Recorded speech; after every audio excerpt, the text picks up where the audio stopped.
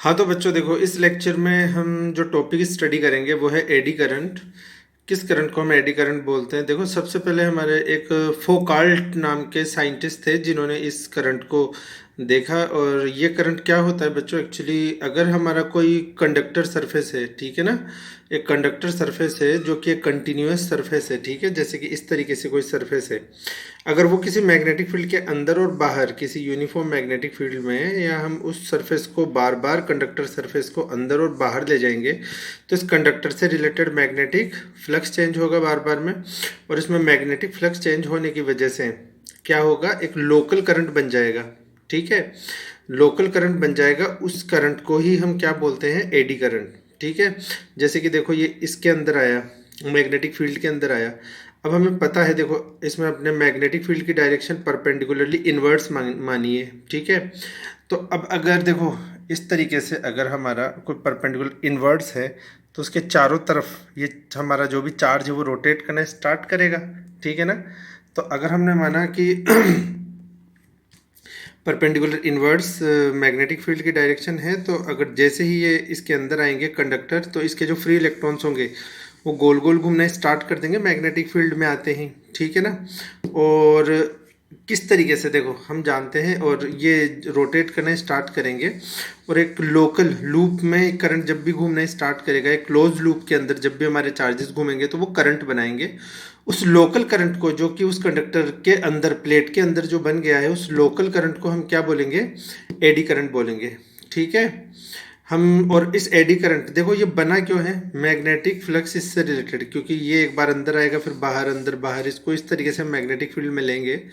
तो ये magnetic flux में चेंज होने की वजह से, मैग्नेटिक फ्लक्स में चेंज होने की वजह से ये करंट इस कंडक्टर के अंदर बना है, ठीक है। तो इंड्यूस्ड करंट हुआ ये, ठीक है ना। हमने देखा कि मैग्नेटिक फ्लक्स में चेंज होने से जो करंट बनता है, जो ईएमएफ होता है वो तो इंड्यूस्ड ईएमएफ, और जो करंट बनता है वो इंड्यूस्ड करंट। अब इंड्यूस्ड करंट अगर ये है, तो लेंस के लॉ के अकॉर्डिंग ये इसके नेचर क्या होगा? अपोज करना, मोशन को अपोज करना, ठीक है। तो इसकी ये हमेशा क्या करेगा? जो भी इस कंडक्टर का मोशन है, ठीक है ना, उसको अपोज करेगा। जैसे ही मतलब ये बाहर निकलेगा फील्ड से, इसका मोशन तेज हो जाएगा, जैसे ही फील्ड में आएगा मोशन स्लो हो जाएगा, ठीक है। तो ये भी हमने देखा। तो देखो इसकी definition, when a magnetic field changes with respect to time and it is perpendicular to conductor plate, then due to induced EMF a local current flows in closed path in the plate. This current is called eddy current. ये तो मैं आपको बता ही चुका हूँ, explain भी कर चुका हूँ, ठीक है। अब due to eddy current energy is lost in form of heat, ठीक है ना। अब देखो ये लोकल करंट यहाँ पे बनेगा, और लेंज के लॉ के अकॉर्डिंग अपोज ये हमेशा करना चाहेगा, ठीक है।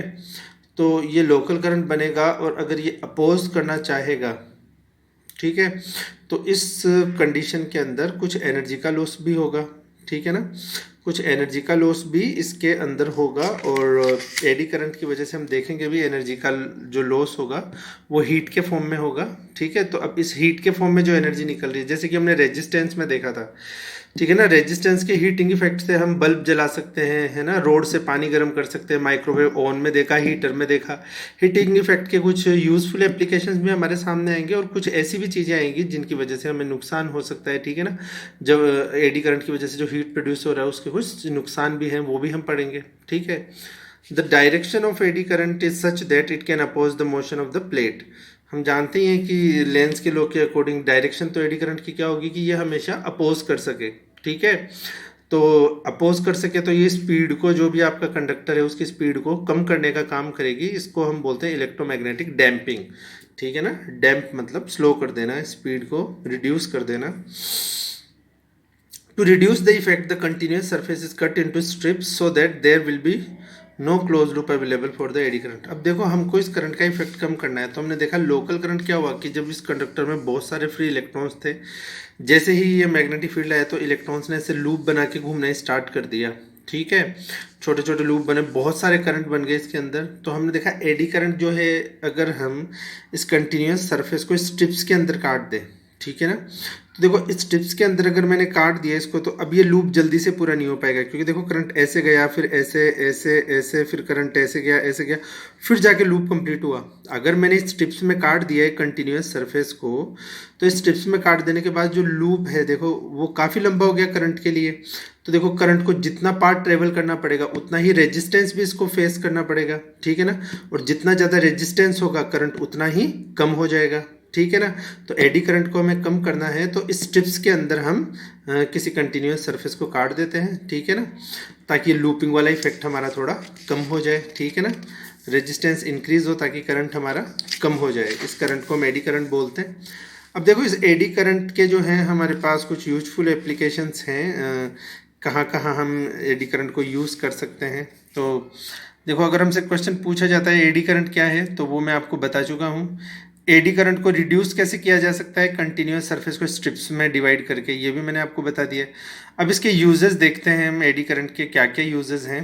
तो देखो एडी करंट के यूज़ फर्स्ट आपको दे रखा है इंडक्शन फर्नेस, ठीक है ना। तो इंडक्शन फर्नेस के अंदर हमें क्या करना है कि अगर कोई मेटल है, ठीक है, जिसे हमें मेल्ट करना है, तो वहाँ पे हम ये इफेक्ट काम में ले सकते हैं, ठीक है। देखो लिखा हुआ है the metal which is to be melted place in high frequency changing magnetic field then the strong eddy current generated in the metal which will melt the metal. तो देखो एक मेटल की स्ट्रिप हम ले लेंगे, है ना, मेटल के एक कंडक्टर सरफेस ले लेंगे और उससे बार बार चेंज होने वाले, सपोज हमने इलेक्ट्रोमैग्नेट्स लगा दिए जिनमें हम हाई फ्रीक्वेंसी, मतलब इसमें करंट कैसा हम फ्लो करवा रहे हैं इलेक्ट्रोमैग्नेट्स में, हाई फ्रीक्वेंसी अल्टरनेटिंग करंट, तो वो करंट बार बार में चेंज होगा, ठीक है ना। तो करंट के चेंज होने से जो भी आपकी कंडक्टर सरफेस होगी, ठीक है, जो भी आपने मेटल की स्ट्रिप रखी है, तो वो जैसे ही metal strip changing magnetic field के कांटेक्ट में आएगी तो उसमें एडी करंट इंड्यूस्ड होगा, ठीक है। एडी करंट का काम क्या है,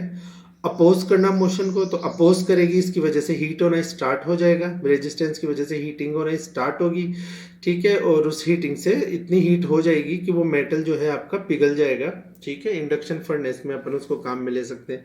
एक और एग्जांपल अपन देखते हैं, इसको डायथर्मी में हम काम में ले सकते हैं। डायथर्मी में जैसे कोई इन्फेक्टेड इशू है, ठीक है, सपोज मेरे हाथ में कुछ इन्फेक्शन हो गया है, तो मैं क्या करूँगा कि एक मेटल की सरफेस को अपने हाथ के ऊपर बांध लूँगा और उसके दोनों तरफ मैग्नेटिक जो चेंजिंग मैग्नेटिक फील्ड होगा उसके अंदर उस कंडक्टर को, जो भी मेरा इन्फेक्टेड टिश्यू है या सपोज मेरे हाथ में अगर वो कहीं पे इन्फेक्शन हो रहा है, तो मैं अपने हाथ को चेंजिंग मैग्नेटिक फील्ड के अंदर लेके जाऊँगा, ठीक है। तो उस कंडक्टर में क्या होगा, eddy current, magnetic flux change होगा बार बार, तो उस कंटिन्यूस सरफेस में क्या बनेगा, एक लोकल करंट, एडी करंट बनेगा, ठीक है। अपोज करना चाहेगा, ठीक है, तो उस रेजिस्टेंस की वजह से ये जो अपोज करना चाहेगा, इस वजह से जो एनर्जी वेस्ट होगी हीट के फॉर्म में, उससे जो भी मेरा इन्फेक्टेड टिश्यू है, ठीक है ना, वो डिस्ट्रॉय हो जाएगा, ठीक है। तो डायथर्मी प्रोसेस में भी इसको काम में लिया जाता है। इलेक्ट्रिक ब्रेक्स जो हम ट्रेन्स में देखते हैं, ट्रेन्स में इलेक्ट्रिक ब्रेक्स लगाए जाते हैं, ठीक है। तो जो हमारे ड्रम्स होते हैं, the wheels of trains are connected with a metallic drum, जो ट्रेन के व्हील्स है वो मेटेलिक ड्रम से कनेक्टेड होते हैं। When the drums also in motion with the wheels, तो ये व्हील्स के साथ कनेक्टेड हैं, तो जब व्हील्स मोशन करते हैं तो ड्रम्स भी मोशन करते हैं।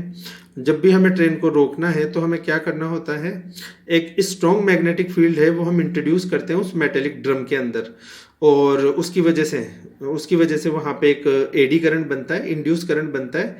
अब देखो ट्रेन का मोशन अगर आगे की तरफ हो रहा है व्हील्स का, तो ये अपोज करने के लिए एडी करंट क्या करेगा, उसको पीछे की तरफ, ठीक है, अपोज करने के लिए, तो उसको रोकने का काम करेगा। तो इलेक्ट्रिक ब्रेक्स में ये हम काम में ले सकते हैं, ठीक है। और एक और एप्लीकेशन हम देख लेते हैं, डेड बीट गैल्वेनोमीटर। गैल्वेनोमीटर में भी देखो हम जानते हैं कि जैसे ही हमने करंट फ्लो किया, ठीक है ना, सर्किट के अंदर, तो गैल्वेनोमीटर ने उसे मेजर किया, जितना ज़्यादा मैग्नेटिक फील्ड आया उतना ही ज़्यादा हमारा पॉइंटर था वो डिफ्लेक्ट कर गया।